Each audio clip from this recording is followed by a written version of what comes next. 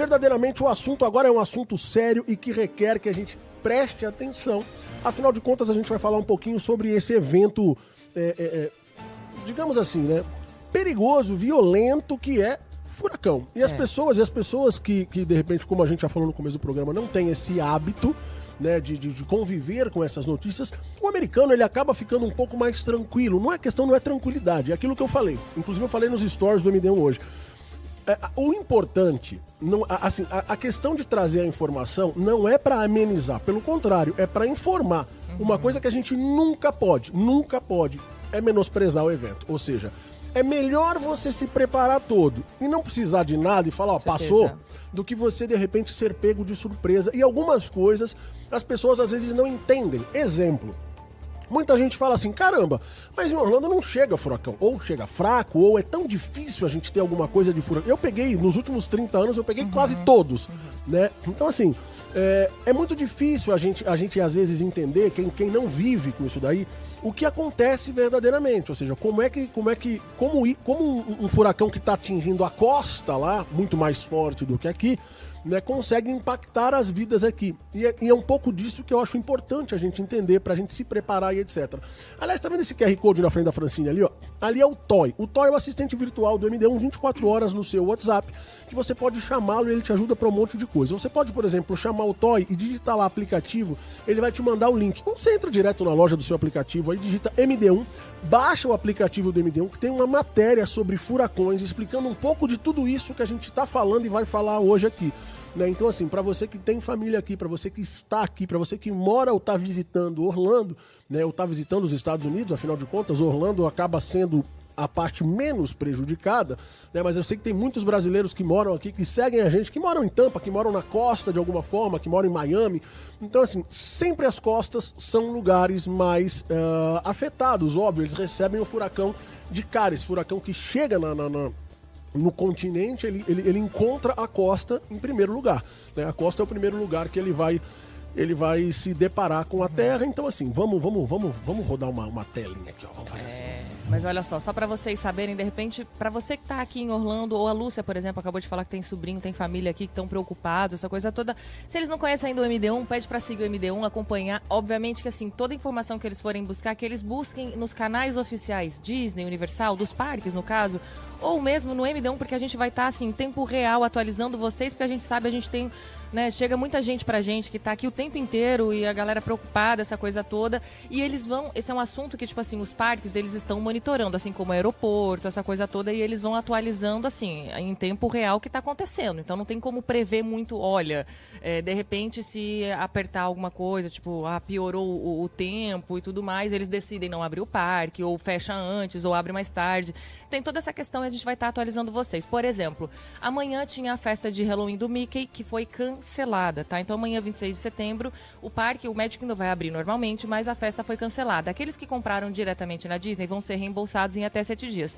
Se você comprou com a nossa agência ou com qualquer outra agência, enfim, entre em contato com eles e solicita o seu reembolso, tá bom? Os parques aquáticos aqui também vão estar fechados. Volcano Bay, Typhoon Lagoon, o Blizzard Beach já estava fechado, né? Normalmente quando um tá aberto, o outro tá fechado, da Disney aqui no caso.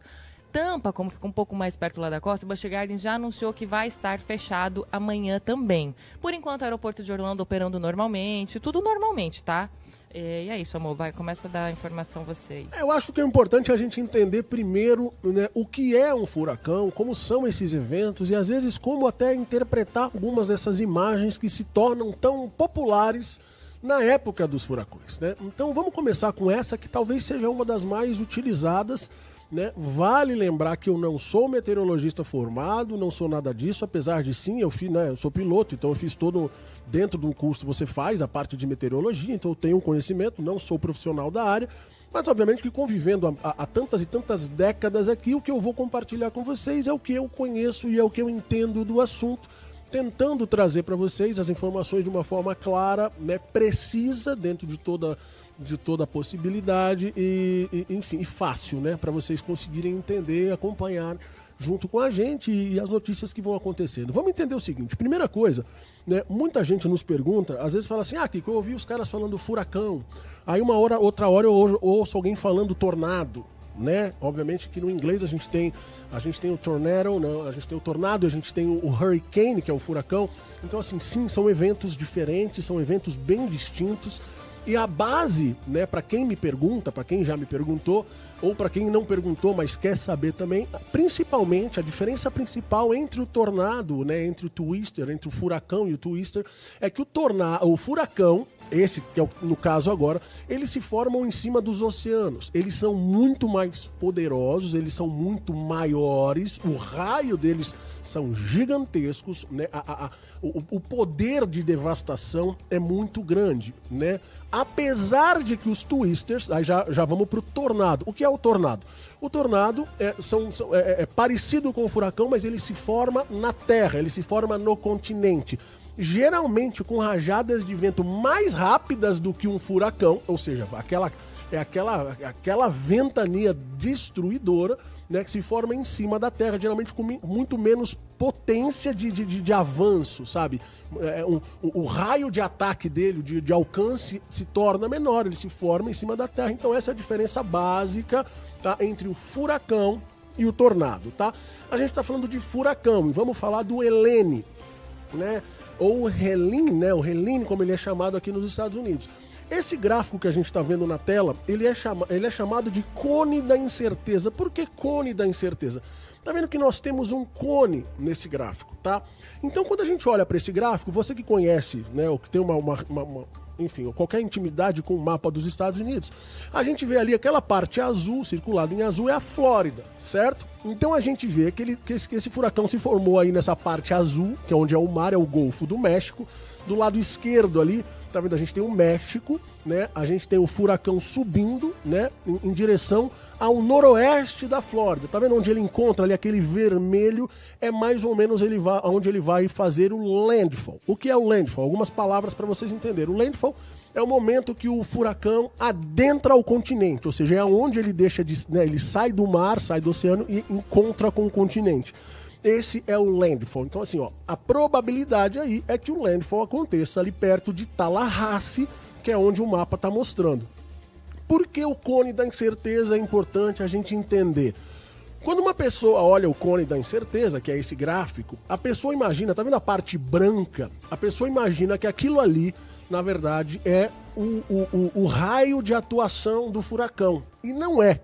Né? Às vezes a pessoa olha e fala assim, eu tô bem pra cá da borda ali, então eu tô pra fora da borda, não vou sofrer nada com o furacão. Engano, por isso a importância de saber interpretar e entender essas, né, as ferramentas.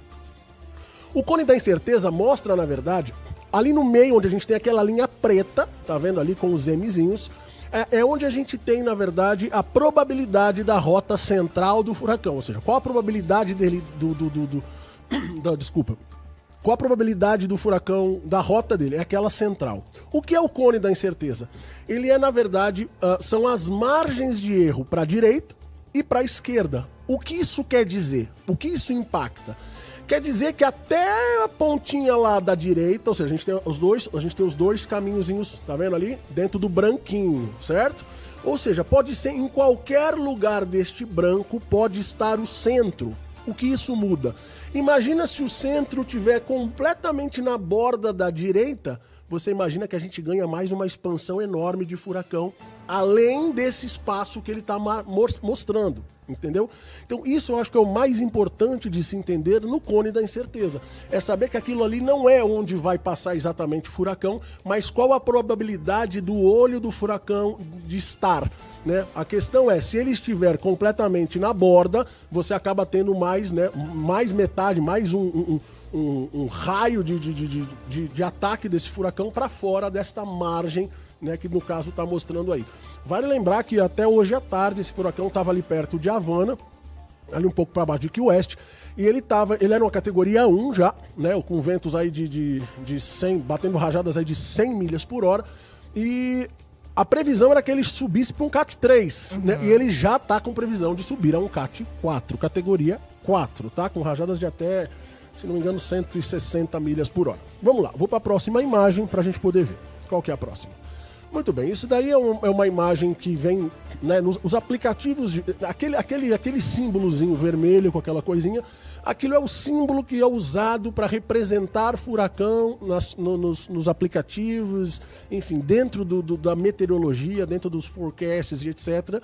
Quando você vê esse símbolozinho, esse é o símbolo do furacão. E esse traçado vermelho ali, ele é verdadeiramente o traçado do Helene, né? A princípio é o que se prevê que o Helene vai passar. O legal é que alguns desses aplicativos você consegue clicar nesse símbolozinho e ele vai abrir uma janela com informações em cada um dos pontos, tá vendo os pontinhos vermelhos que o furacão vai passando, você vai conseguindo acompanhar, né, a progressão desse furacão, se ele está tomando força, se ele está perdendo força, e isso é muito importante. Tá? E depois a gente vai falar o porquê que impacta, né? De repente, você tá vendo e fala assim, mas olha onde tá lá pra cima, lá perto de Tallahassee, o que tem a ver aqui o Orlando? E a gente vai falar sobre isso, né? E coisas que as pessoas às vezes não se atentam, né? Ou não imaginam. Essa é uma imagem de satélite, ou seja, essa é uma imagem real, onde a gente consegue ver. Se vocês olharem pro canto direito da imagem ali em cima, você vê um contorno branquinho da Flórida ali, tá vendo? Parece um dedinho pra baixo assim. Olha a Flórida. Então, olha só. Quando a gente vê que ele tá perto ali tá vendo? Ele tá perto de Havana, ali mais ou menos, no Golfo do México, um pouco para baixo, o olho do furacão, ali onde tá aquele vermelhão mais forte ali, tá? Então ali é o centro do furacão, é o olho do furacão. A gente vê que dali ele começa, ele expande esses ventos, tá vendo? Ele girando, isso é uma imagem de satélite real do Helene, tá? De ontem, se não me engano, dessa madrugada. Então quando você pega essa imagem, você vê o quanto que ele sopra esses ventos, mesmo ele ainda distante da Flórida. Olha como esses ventos acabam atacando e adentrando todo o continente. Então daí já vem o perigo e a necessidade da gente estar preparado para entender que sim, um furacão distante, ele gera ventos poderosos. Só para vocês terem ideia do tamanho desses monstros, tá? Esse furacão, que não é dos maiores, né? E por enquanto não está nas categorias mais avassaladoras, que vai de 1 a 5, né? Um F5, ele é aquela categoria mais destruidora, com os ventos mais fortes.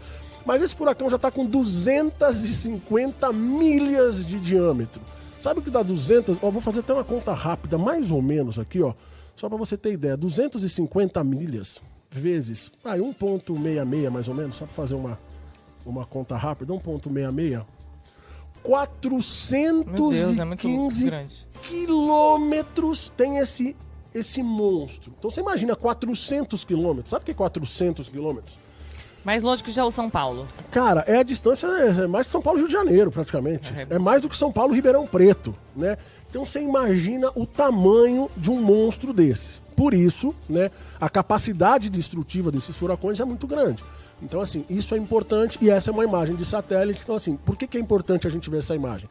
Quanto mais vermelho, mais intensos os ventos. Quanto mais verde, né, cedendo ao azul, esses ventos vão se enfraquecendo, o que não quer dizer que sejam ventos fracos, quer dizer que ele vai perdendo força conforme ele se afasta do olho do furacão. Então você vê que, ó, ele ainda é distante da Flórida e a gente consegue já ver os ventos invadindo, né, o estado e obviamente causando ventanias, causando muita chuva, né, subindo níveis de mares e essas coisas todas que são importantes para, se tiver dúvida pode falar, tá? Alguém ou sua mesmo. Thiago Sintra aqui, ó, falou, primeira vez que vamos passar, um pouco nervoso, mas vocês acalmam. Obrigada pelas explicações. Tiagão, bem-vindo. Thiago, bem-vindo. E fica à vontade, assim, ó, eu não acho que a gente vai ter grandes, aqui pelo menos nessa área mais central aqui, vamos falar dos parques, Disney, mesmo Universal, assim. Além da dica da manteiga que usa até hoje, show. Bacana. Legal. Eu também não acho que vai ser algo, né... não acho, assim... Tudo pode mudar, né, gente? Claro. De uma hora pra outra. Mas, assim, a previsão é que realmente a gente tem aí ventos. Hoje começou a ventar um pouco. Quem tá aqui em Orlando sentiu que amanheceu o sol, gostosinho. Sim. À tarde já começou um ventinho, nada demais. Tipo, um tempo meio nublado, choveu bem, garoou em algumas regiões aqui de Orlando. Amanhã a previsão já é de mais chuva. Por que eles estão falando isso, por exemplo? Por que o Magic Kingdom vai estar aberto de dia e vai estar fechado à noite? Porque é à noite que o negócio vai se aproximar mais daqui. É a hora que ele está passando, né? Então, assim, quanto mais ele se aproxima, obviamente mais forte isso fica. Esse gráfico aí é um gráfico de ventos. E se você ver ali a descrição, assim, ó 5-day chance, é que eu tô ruim de, eu fui no oculista hoje, mas tudo bem. Enfim, Fomos hoje. esse gráfico ele vai mostrando a progressão do vento ou dos ventos conforme a passada do furacão. Se a gente olhar ali, né, perto ali das 8 da manhã, que ele vai me dando mais ou menos o horário, tá vendo lá, ó, quarta-feira, 2 da tarde, quarta-feira, 8 da noite, quinta-feira, 2 da manhã, né, e quinta-feira, 8 da manhã. Então a gente vai tendo mais ou menos uma previsão escalada, né, de como esse furacão vai avançando. Isso é outra coisa. Mais uma informação para vocês. Dependendo da velocidade, aí não dos ventos, dependendo da velocidade de deslocamento desse furacão, porque pensa que ele está girando, ele está causando aquela ventania, ele está fazendo aquele estrago todo, mas ele também está se deslocando, certo? Nesse caso, ele está subindo, né? Então, dependendo da velocidade de deslocamento, isso também pode agravar, né, a questão do estrago de um furacão. Porque você imagina um furacão... Ó, quem lembra, e a gente fez a cobertura, de um furacão Ian, talvez, que destruiu, acabou com as Bahamas ali, destruiu tudo ali. Então o que acontece? Conforme esse furacão começa a se movimentar lentamente, quanto menor a velocidade de deslocamento, mais tempo ele fica destruindo. Simples, prático e até lógico. Então, assim, um furacão que se desloca muito lentamente vai criando força, né? E principalmente em cima dos mares. E aí você tem questão de temperaturas de próprias frentes, temperatura de água, muita coisa acaba interferindo, né, na aceleração desses ventos, inclusive também mexendo com a aceleração de deslocamento de um furacão. Esse gráfico, então, mostra pra gente, né, a princípio, como é que vão ser os ventos, ou seja, como que os arredores acabam recebendo esses ventos. Se a gente pegar ali, como eu falei, tá vendo? O olho do furacão, pelas previsões, ele vai entrar próximo a Tallahassee. Tudo isso pode mudar. Pra você ter ideia, quando a gente estava montando o programa, agora à tarde, a previsão era que ele fosse um categoria 3, né, amanhã de manhã, e chegasse como categoria 3. Ele já mudou, ele já ganhou força e ele já tá subindo para um 4 na previsão das próximas horas, né, o que era, ele tá 1 agora, tá? Então assim, na previsão ele vai ganhando força, vai virar um 4 e provavelmente fazer um landfall, ou seja, encontrar o continente como um categoria 4, que é um mega furacão, é o penúltimo grau da escala, com ventos, né, de até 160 milhas por hora. Então, assim, são ventos destruidores. E o que eu ia falar, na verdade, assim, ficar atento sempre, por exemplo, o Ian mesmo, né, que você citou, ele não chegou aqui em Orlando como um furacão, se eu não me engano, ele chegou como uma tempestade tropical, né? Só que acontece, teve alguns condados que tem toque de recolher, aí você pode falar, puxa vida, mas nada tá acontecendo, porque de repente, falando agora pro turista que tá no hotel, nada aconteceu. Mas o que acontece? Algumas áreas residenciais, etc., árvores podem cair. No Celebration mesmo, aqui no Celebration, tipo, muita árvore tinha caído, e uma dessas árvores que pode cair pode atingir alguma casa. Então, na verdade, o Ian, basicamente, para muita gente que estava aqui, nós estávamos aqui também, nada aconteceu, mas a gente teve casas de amigos que foram inundadas, do pessoal da igreja, que foi inundado, porque era perto de lago, então por conta da chuva, de muita chuva sem parar, o que acontece? Inunda, né?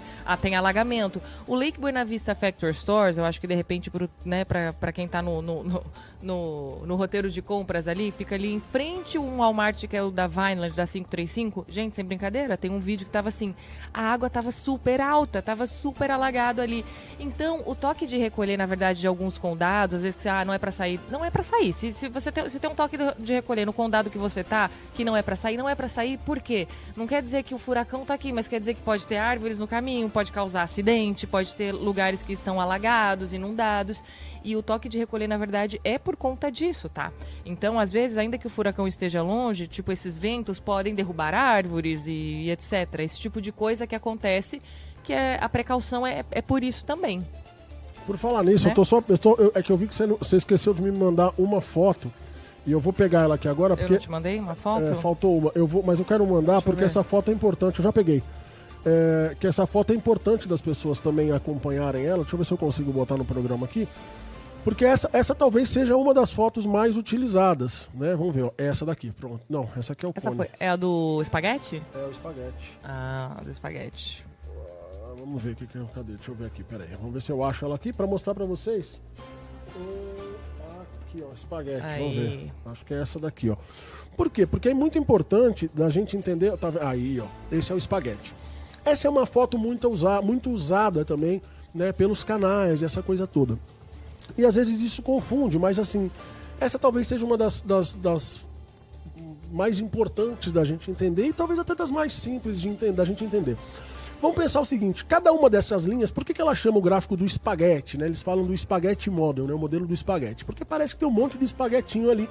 E o que verdadeiramente é tudo isso daí, né? Essas aí são as possíveis rotas do furacão, baseadas em modelos criados por supercomputadores de diferentes estações meteorológicas, diferentes lugares. E na hora, na verdade, o que eles fazem?